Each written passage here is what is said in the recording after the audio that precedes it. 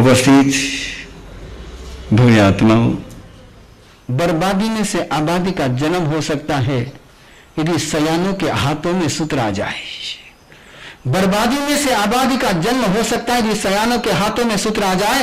आबादी में से बर्बादी का जन्म हो सकता है यदि नादानों के पास सूत्र चले जाए।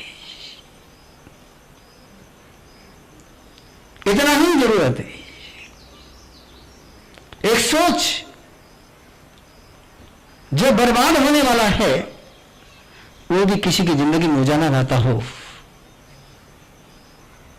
तो लाना चाहिए, नहीं लाना चाहिए? पूछ रहा हूं आपसे, जो चीज तुम्हारे काम आने वाली नहीं है, जो चीज तुम्हारे काम आने वाली नहीं है, वो चीज यदि किसी की जिंदगी में नंदनवन लाती होगी तो देनी चाहिए, नहीं देनी चाहिए? देने की व्यवस्था करनी चाहिए, नहीं करनी चाहिए? पहले करनी चाहिए, बाद में करनी चाहिए? खाना खाने को बैठने के बाद हाथ धोने चाहिए कि खाना खाने के पहले हाथ धोने चाहिए? कब धोने चाहिए हाथ?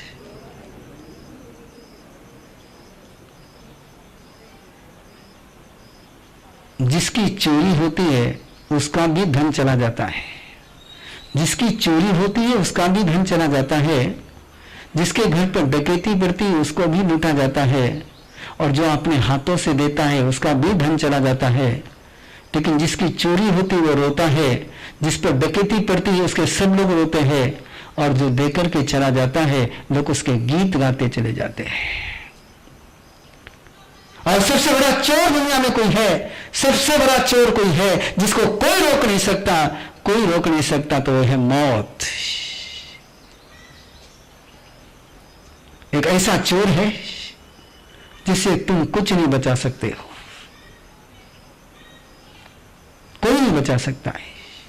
और वो चोर आने के पहले, वो चोर आने के पहले यदि दे दिया तो दाता कहलाओगे, और वो चोर लेकर के चला जाएगा तो लूटे कहलाए जाओगे।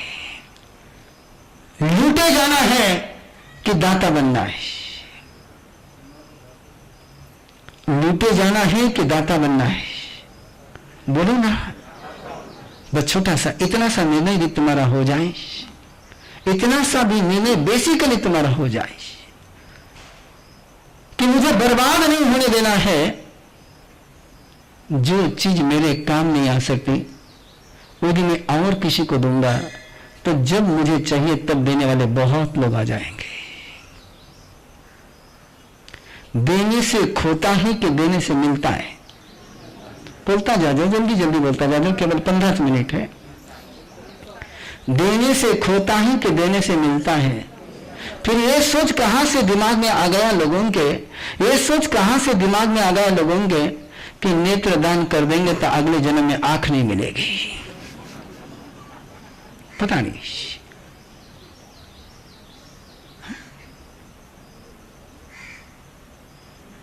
दान तो सबसे बड़ा सुरक्षा का वरदान है। दान तो सबसे बड़ा समृद्धि का वरदान है। दान तो सिद्धि का मार्ग है। दान ये खोने का मार्ग नहीं, दान ये लुटने का मार्ग नहीं, तो दान ये भगवत्ता का मार्ग है। छूटना तो है ही है, छूटना तो है ही है। इतना ही तुम्हें अधिकार है, इतना ही तुम्हें अधिकार है कि चुराने देना है कि दान का वरदान पाना है। मरने के बाद ये आंख किस काम आने वाली तुम्हारी? और जैन दर्शन की बात करूं तो वो तो एक ही बात कहता है कि इस तन से निकल गए, अगले पल में दूसरा तन मिल गया है। और इस तन से निकलने के बाद इस तन के साथ जो क्रियाएं होगी, यदि तुमने पहले से विवेक नहीं किया, तुमने पहले से इस पर का अपना अधिकार नहीं छोड़ दिया। दान किसको कहते हैं? अपना अधिकार छोड़ देना। और तुमने इस पर अधिकार बनाया रखा। याद रखना बंधुओं, बड़ी भगवती सूत्र की बात है। मैं आपको फिलॉसफी में उलझाना चाहता नहीं हूं, कभी नहीं उलझाना चाहता हूं, लेकिन ऐसा कहते हैं मरने के पहले यदि व्यक्ति ने संलेखना नहीं ली, शरीर पर का अधिकार नहीं छोड़ा, तो उस शरीर पर जितनी क्रियाएं होती है उसका सारा पाप उस जीव को लगता है। किसको लगता है? वो जीव को लगता है। और यदि शरीर छोड़ने के पहले वो शरीर पर का अपना अधिकार छोड़ दे, तो जिंदा रहते ही जो पुण्य उसने बांध लिया, मरने के बाद उस पर होने वाली किसी क्रिया का पाप उसके अकाउंट में नहीं जाना है। ये बात मैं इसलिए क्लियर कर रहा हूं, बहुत सारे जानकार भी बैठे हुए मार साहब पीछे मारी आख्या से वो पाप करेगा तो क्रिया क्यों नहीं लगेगा? ऐसा सुना, मैंने किसी को मेरी आंख लग गई और उस आंख से उसने किसी को बुरी नजर से देख लिया, तो उसका पाप किसको लगेगा? बोलो, कब लगेगा? कब लगेगा? कब लगेगा? उसकी आंख पर तुम अधिकार बनाए रखोगे तो। अधिकार छोड़ दिया, पाप छूट गया, पुण्य मिल गया। अधिकार पकड़ के रख लिया, पुण्य छूट गया, पाप साथ में आ गया। दान कहते किसको है? अधिकार छोड़ने को कहते हैं। अधिकार पकड़ करके रखने को पाप कहते हैं। जिस पर से तुम्हारा अधिकार चला गया उसका पाप चला गया है। परसों आपको याद ही होगा कि संलेखना देकर के और सुजीत ने मुझे आकर के पूछा है कि संथाने के बाद बॉडी देहदान कर सकते हैं क्या? संथाने के बाद देहदान कर सकते हैं क्या? मैंने केवल एक ही वाक्य उसको कहा, संथान होने के बाद क्या करना ये परिवार का डिसीजन है। किसका डिसीजन है? परिवार चाहे तो देहदान का पुण्य ले, परिवार चाहे तो देहदान का पुण्य ले, परिवार चाहे तो देहदान का राग कर दे। उसके हाथ में उस बॉडी का क्या करना है? क्या करना चाहिए? जलानी चाहिए।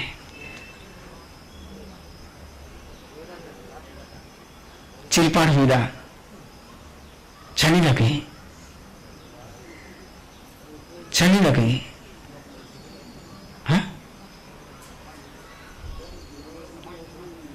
अरे एक बार चेतना निकल गई तो चिरफाड़ करो कि सड़साड़ करो, कि आग में जलाओ, कि पीतल से स्नान कराओ, कि फूलों से सजाओ, सारा एक समान है। आज तो केवल एक छोटी सी प्रेरणा है आपको। ये दो आंखें चक्षु दयानम बोलते हो, नमुत्तुनम में बोलते हो नहीं बोलते हो? चक्षु दयानम बोलते हो नहीं बोलते हो? तीर्थंकर क्या है? चक्षु का दान देते हैं। तुम तीर्थंकर के उपासक हो कि तीर्थंकर के विरोधक हो? तो तीर्थंकर के जो उपासक है उनको तीर्थंकर के मार्ग पर चलना चाहिए कि इसके विरोध में चलना चाहिए? जब तुम्हारे तीर्थंकर सबको चक्षु देते हैं तो तुमको भी अपने चक्षु सबको देने चाहिए कि नहीं देने चाहिए? और उस समय देने की बात है, उस समय देने की बात है कि जिस समय तुम्हारे काम गुरुदेव कहते थे अब तो ताक भी बिका जाता है, पर गुरुदेव कहते थे दूध नहीं दिया, दही नहीं दिया, ताक इतना ही कहता है, ताक इतना ही कहता है, ताकाला तरी ताक, है ना? ताकाला तरी तूप नहीं टाकलं, लोणी नाही टाकलं, दूध नाही टाकलं, साय नाही टाकली, ताकाला तरी जिंदा नहीं दिया। बाद में राख होने वाली है और राख होते होते भस्म भी हो सकता है, विभूति भी बन सकती है। राख के दोनों ही कैरेक्टर है, राख के दोनों ही कैरेक्टर है। राख आंख में चली जाए तो पानी लाती है, राख आंख में चली जाए तो पानी लाती है, और राख के ललाट पर लग जाए तो विभूति बन जाती है। इस आंख को विभूति बनाना कि आंख को राख बनाना, इतना डिसीजन पर्यूषण पर्व पर आप करो। और केवल अपना ही मत करो, केवल अपना ही मत करो। मर गया ना, उसको क्या पूछना है? मर गया ना, उसको क्या पूछना? उसकी बॉडी किसकी? अब अपनी है। वो कुछ उनको कहने के लिए नहीं आने वाला कि मेरे साथ क्या कर रहे हो। और कहने के लिए आता तो तुम जला नहीं सकते थे। सबसे गंदा काम तो कौन सा है? थोड़ा सा अगर कॉमन सेंस यूज करियो ना, थोड़ा सा ज्यादा नहीं, थोड़ा सा कॉमन सेंस यूज करियो। जरा थे उन्हें बांधो, जरा ढिल्लो बांधो कि पक्को बांधो, कसने, बिल्कुल कसने, हिलन नहीं चाहिए। तो पीछे यीशु क्यों नहीं सोचे इतना कसने बांधोला तो अगला जन्म में कसने जन्म लेना? हाँ? उसके कान में भी कपास डालते हैं, उसके नाक में भी कपास डालते हैं। फिर क्यों नहीं सोचते कि कपास डालेंगे तो अगले जन्म में कपास लेकर जन्मेगा? मैं केवल एक बात पर बात कर रहा हूं कि जो लोग एक बात करते हैं कि यदि आंख निकाल दी तो अगले जन्म में आंख नहीं मिलेगी। पता नहीं धर्म के नाम पर कैसे लोग पाप की भावनाओं को प्रबल करते चले जाते हैं। अरे देश तो उस ऋषि को नमन करता है, ये देश उस ऋषि को नमन करता है कि जिसने वृत्रासुर को मारने के लिए अपने हड्डियों का दान देने के लिए मौत को गले लगा लिया है।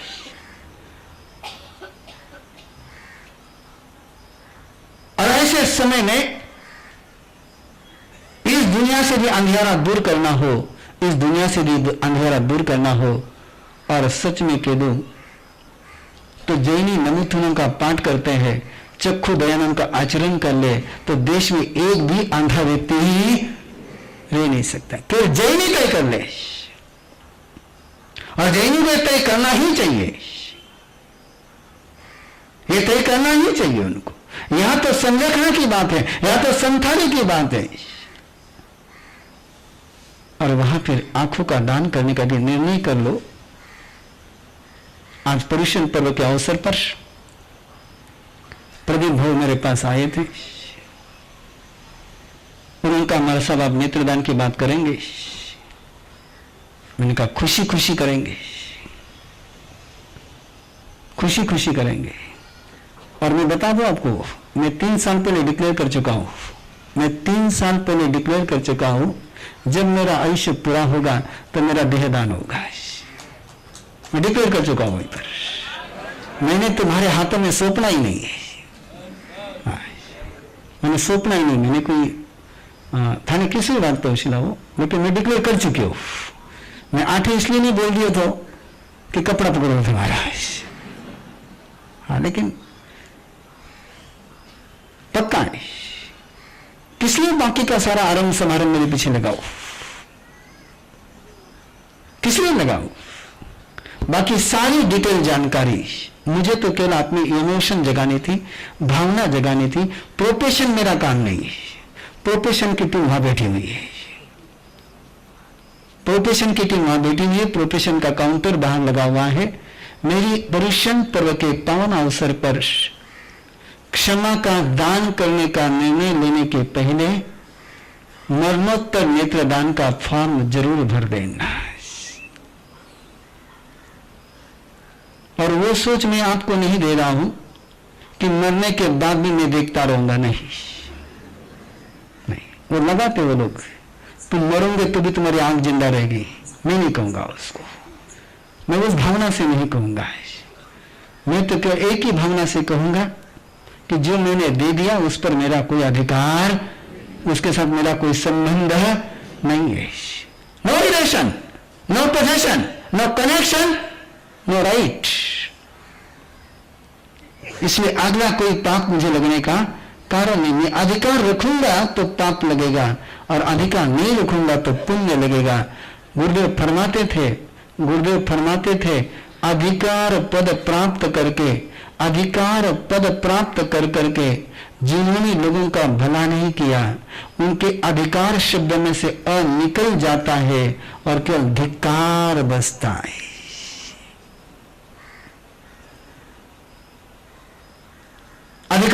है तुमको, उपयोग कर लो अधिकार का है।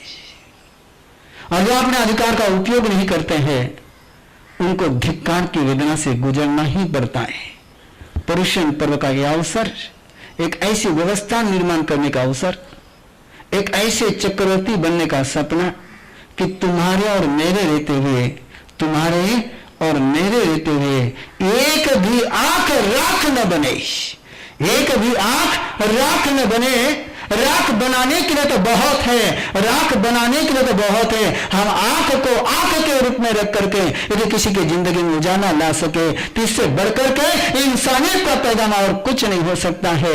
और तुम किसी को आंख दोगे, बदले में कुछ मत चाहना है, बदले में कुछ मत चाहना है। चाहोगे मिल जाएगा, चाहोगे मिल जाएगा, लेकिन पछताना पड़ेगा, पछताना पड़ेगा। इसलिए देकर के कभी मांगना नहीं, देकर के कभी मांगना नहीं, देकर के ऐसा दे देना, ऐसा दे देना, ऐसा दे देना कि दिया हुआ है अपनी छाया को भी पता न चले, पता ही नहीं चले। और ऐसा यदि जीवन जी सके, पेड़ की तरफ देखते हो ना, पेड़ फल देता है, वो याद रखता है कि मैंने किसको कितने फल दिए हैं, और याद रखेगा तो बहुत जल्दी बूढ़ा हो जाएगा वो। बूढ़ों की और जवानों की, बूढ़ों की और जवानों की इतनी ही पहचान है, बूढ़े के और जवानों की इतनी ही पहचान है। बूढ़ों के पास यादें होती है और जवानों के पास सपने होते हैं। जिसके पास सपने हैं वो जवान है, और जिसके पास यादें हैं वो बूढ़े। मैंने ये किया, मैंने ये किया, मैंने ये किया, समझ लो बूढ़ा हो गया है। मुझे ये करना है, मुझे ये करना है, मुझे ये करना है, समझ लो। कैरी चर्चा करो, बोलो जल्दी से। मैं इतनी माला गिनी, मैं इतना उपास करया, मैं इतो कियो, बूढ़ो हो गयो। जो किया उसको भूल जाओ, जो नहीं किया उसको करने के लिए तैयार हो जाओ, तो जिंदगी सार्थक होगी। बस फिर एक बार नेत्रदान की प्रेरणा है कि आप अपना नेत्रदान भी करें और अपने परिवार का भी नेत्रदान कराएं। अपने सामने किसी आग को जलने दे, किसी आग को जिंदा रखने का प्रयास करें।